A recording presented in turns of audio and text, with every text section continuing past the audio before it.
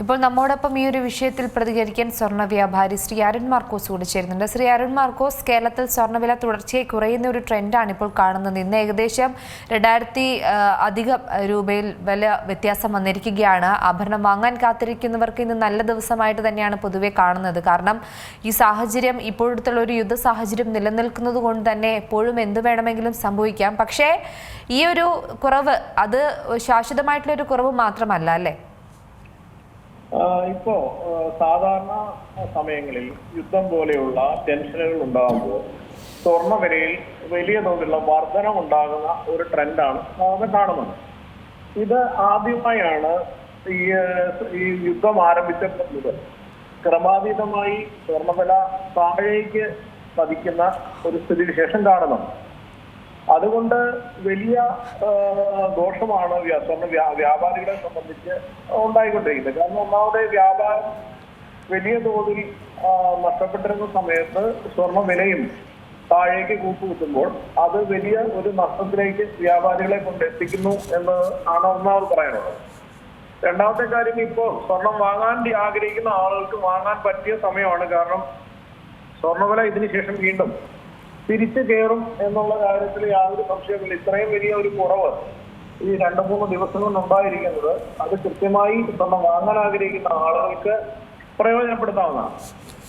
പക്ഷേ ഇപ്പോൾ സ്വർണ്ണ വ്യാപാരികളെ സംബന്ധിച്ചുള്ള വലിയൊരു പ്രതിസന്ധി, ഡിമാൻഡ്, ഈ സ്വർണത്തിന് വില കുറയുകയും ഡിമാൻഡ് ഒട്ടുമില്ലാതെ വരുന്ന ഒരു അവസ്ഥ ഉണ്ടായതുകൊണ്ട് സ്വർണം നമുക്ക് ഓൾഡ് ഗോൾഡ് വരുന്നത് നോർമൽ ഒരു റേറ്റിൽ എടുക്കാൻ സാധിക്കുന്നില്ല. കാരണം നമ്മൾ തിരിച്ചു കൊടുക്കാനായിട്ട് നോക്കുമ്പോൾ പൈസ ഇല്ലാത്ത, പണലഭ്യത ഇല്ലാത്ത ഒരവസ്ഥ വലിയ തോതിലുണ്ട്. കാരണം ഇത് ഡിമാൻഡും സപ്ലൈയും ഒരുപോലെ പറഞ്ഞല്ലോ, ഇത് സപ്ലൈ മാത്രമാവുകയും ഡിമാൻഡ് ഇല്ലാത്ത ഒരവസ്ഥ വരികയും ചെയ്യുമ്പോൾ അത് വലിയൊരു പ്രതിസന്ധിയാണ് സ്വർണ്ണ വ്യാപാരികളെ സംബന്ധിച്ച് ഇപ്പൊ നേരിട്ടുകൊണ്ടിരിക്കുന്നത്.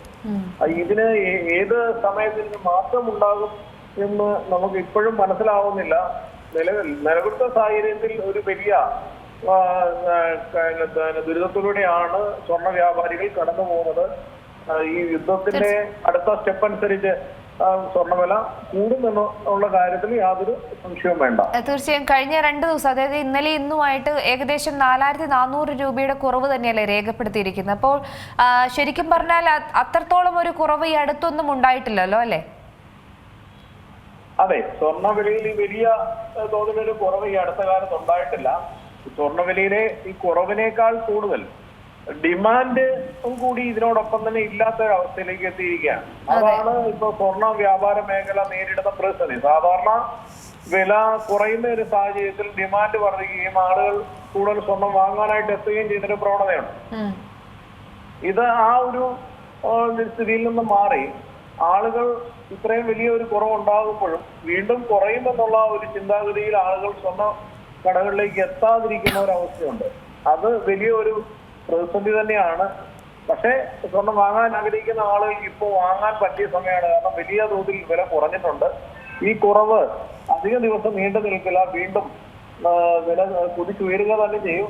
അതിനു മുമ്പായിട്ട് വാങ്ങാൻ ആഗ്രഹിക്കുന്ന ആളുകൾ എത്രയും പെട്ടെന്ന് തന്നെ സ്വർണം വിൽക്കാനുള്ള ആളുകൾ 1 ദിവസം കൂടി വെയിറ്റ് ചെയ്തിട്ട് സ്വർണം വിൽക്കുക എന്നതായിരിക്കും നല്ലത്. അല്ലെങ്കിൽ ലഭിക്കുന്ന വില വളരെ കുറവായിരിക്കും. കാരണം വ്യാപാരികളെ സംബന്ധിച്ച് അവർക്ക് വാങ്ങി വെക്കാൻ സാധിക്കാത്തൊരവസ്ഥയാണ്. അത് ഈ ഡിമാൻഡ് കുറവുള്ളത് കൊണ്ടാണ്. അവർ വാങ്ങുമ്പോഴും അവരും വലിയ നഷ്ടത്തിലാണ് ഇപ്പോൾ വാങ്ങി വെക്കുന്നത്. തീർച്ചയായും ഒരു സംശയം കൂടി ചോദിച്ചോട്ടെ. നമുക്കിപ്പോൾ 22 ക്യാരറ്റിന് എപ്പോഴും കൂടുന്ന ഒരു ട്രെൻഡ് കണ്ടിട്ടുണ്ട്. അത് 1 ലക്ഷം പോയപ്പോഴും നമുക്ക് തുടക്കത്തിൽ ഒരു ഞെട്ടലുണ്ടായിരുന്നു. ഇപ്പോൾ നമ്മൾ ആ ഒരു 1 ലക്ഷത്തിന് മുകളിലാണ് ഒരു പവൻ സ്വർണത്തിന്റെ വില എന്നുള്ളത് നമുക്കറിയാം, അല്ലെങ്കിൽ നമ്മൾ അതുമായി ബന്ധപ്പെട്ട് പൊരുത്തപ്പെട്ട് കഴിഞ്ഞു. പക്ഷേ താങ്കൾ പോലുള്ള വ്യാപാരികൾ എന്തെങ്കിലും ചിന്തിച്ചിട്ടുണ്ട്? ഈ 18 ക്യാരറ്റ് സ്വർണത്തിനൊക്കെ 1 ലക്ഷം കടന്ന് മുന്നേറുന്നു. ഇപ്പോൾ ഈ 2 ദിവസം കൊണ്ട് ചെറിയൊരു ഇടിവ് സംഭവിച്ചിട്ടുണ്ട്. പക്ഷേ 18 ക്യാരറ്റിനും 1 ലക്ഷത്തിന് മുകളിലാണ് വില എന്നതും മറ്റൊരു ശ്രദ്ധേയമായ കാര്യമല്ലേ? അത് ശ്രദ്ധേയമായ കാര്യം തന്നെയാണ്. പക്ഷേ അത് വാങ്ങുന്ന ആളുകളെ സംബന്ധിച്ച് 22 ക്യാരറ്റ് ആഭരണങ്ങളെക്കാൾ വില കുറഞ്ഞ് ലഭിക്കുന്നു എന്നുള്ള ഒരു കാര്യമുണ്ട്. പക്ഷേ അത് വിൽക്കുന്ന ഒരു സമയത്ത് അതിന് ലഭിക്കുന്ന, അതിനുണ്ടാകുന്ന നഷ്ടം നമ്മുടെ സാധാരണക്കാരായിട്ടുള്ള ഉപഭോക്താക്കളെ സംബന്ധിച്ച് അവർക്ക് ബുദ്ധിമുട്ടായിട്ട് മാറുന്ന ഒരു അവസ്ഥയുണ്ട്. അതുകൊണ്ട് ആളുകൾ 22 ക്യാരറ്റ് തന്നെ വാങ്ങുക, ഉപയോഗിക്കാം. ഈ 18 ക്യാരറ്റിന്റെ കാര്യത്തിൽ ചെറിയ ലൈറ്റ് വെയിറ്റ് ആയിട്ടുള്ള ആഭരണങ്ങളൊക്കെ ആകുമ്പോൾ കുഴപ്പമില്ല. അതെങ്ങനെയൊക്കെ മാനേജ് ചെയ്ത് കൊണ്ടുപോകാനായിട്ട് സാധിക്കും. തീർച്ചയായും. നമുക്ക് ഇനി ഒരു സംശയം കൂടെ, ഇനിയും വില കുത്തനെ കൂടുമെന്നുള്ളൊരു പ്രവചനങ്ങൾ അതിനിടയിൽ വരുന്നുണ്ടല്ലോ. സ്വാഭാവികമായിട്ടും ഇന്നത്തെ ഒരു വിപണിയിൽ അതിന് എത്രത്തോളം പ്രാധാന്യമാണ് നൽകുന്നത്?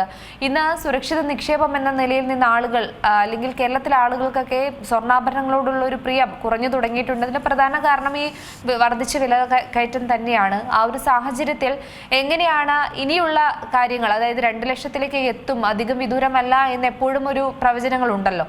ഈ യുദ്ധ സാഹചര്യം കൂടെ നിലനിൽക്കുന്നത് കൊണ്ട് 2027 തുടക്കം എന്നായിരുന്നു പറഞ്ഞത്. അത് കുറെ കൂടെ നേരത്തെ ആകാനുള്ള ഒരു സാധ്യതയും മുന്നിൽ കാണേണ്ടതില്ലേ? എന്താണെങ്കിലും 2026 വർഷം പകുതിക്ക് ശേഷം വില നല്ല രീതിയിൽ വർദ്ധിക്കുമെന്നുള്ള കാര്യത്തിൽ അത് സംശയം വേണ്ട. ഇപ്പൊ ഈ കുറഞ്ഞേക്കുന്ന വില തന്നെ ഒരു 2-3 ദിവസം ഒരു ഇടവേളയ്ക്ക് ശേഷം വീണ്ടും വില തിരിച്ചു കയറാനുള്ള സാധ്യത വളരെ വലുതാണ്. അത് വീണ്ടും കൂടുതൽ വിവരങ്ങളിലേക്ക് എന്ന് നമുക്ക് ഉറപ്പിച്ച് തന്നെ പറയാൻ സാധിക്കും.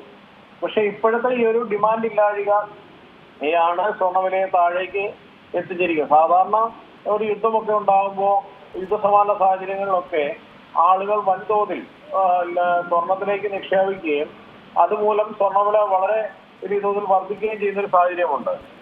പക്ഷെ ഇത്തവണ അതിനകത്ത് എന്തോ ഒരു മാറ്റം ഉണ്ടായിട്ടുണ്ട്. ആ മാറ്റം കാരണം ഡോളറും രൂപയായിട്ടുള്ള മൂല്യമൊക്കെ തന്നെ വലിയ തോതിൽ വർദ്ധിച്ചിരിക്കുന്ന ഒരു സമയമാണ്.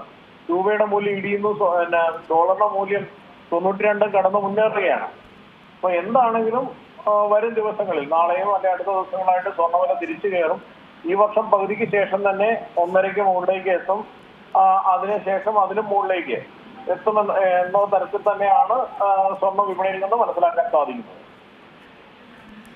ഒരു കാര്യം കൂടെ, ഇപ്പോൾ ഈ ഒരു പ്രതികൂല സാഹചര്യങ്ങൾ തീവ്രമാകുന്ന ഒരു രീതി ഉണ്ടല്ലോ. അപ്പോൾ ഈ സ്വർണം വാങ്ങുക എന്ന ഒരു താല്പര്യത്തിൽ നിന്ന് മലയാളികൾ മാറി ചിന്തിച്ചു തുടങ്ങിയിട്ടുണ്ട്. ഇപ്പോൾ വെള്ളിയുടെ വിലയിലും ഒരു സ്ഥിരത കൈവരിക്കുന്നില്ല. ആ ഒരു സാഹചര്യത്തിൽ എങ്ങനെയാണ് അതിനെ നോക്കിക്കാണുന്നത്? ആളുകൾക്ക് സ്വർണത്തെയുള്ള പ്രിയം കുറയുകയാണെങ്കിൽ തന്നെ ആളുകൾ എപ്പോഴും സ്വർണത്തെ ഒരു സുരക്ഷിത നിക്ഷേപം എന്ന നിലയിൽ കാണുന്നതിനകത്തൊരു മാറ്റം വരുന്നില്ല. സ്വർണ്ണാഭരണങ്ങൾ ധരിക്കുന്നതിനോ ഉപയോഗിക്കുന്നതിനോ ഉള്ള അളവിലാണ് കുറവ് വരുന്നത്. അത് ഒരു സുരക്ഷിത നിക്ഷേപമായി വാങ്ങി സൂക്ഷിക്കുന്നതും ആളുകൾ മടിക്കുന്നില്ല. ആ കാര്യങ്ങൾ ഇപ്പോഴും ആളുകളുടെ ഉള്ളിലുണ്ട്.